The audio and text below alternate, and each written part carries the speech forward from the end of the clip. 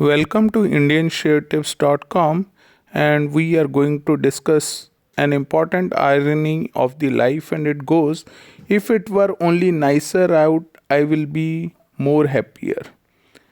That's just a step away from, if the current world crisis would remove, then I'd be able to concentrate, which is not that far from, if you would simply behave, I wouldn't be upset. When we focus on external forces and tie them directly to our state of mind, we are giving up agency to control us. The hard won privilege of being in control of our own status and peace of mind is important.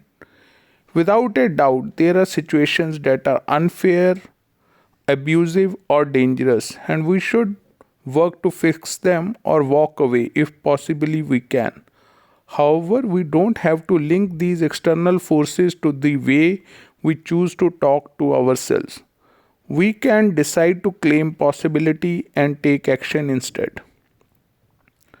Let's say we say, I'm on vacation but it's raining, whereas we should be saying in a powerful way, I'm on vacation and it's raining. What should I do with this moment? Both statements have different connotations and meaning.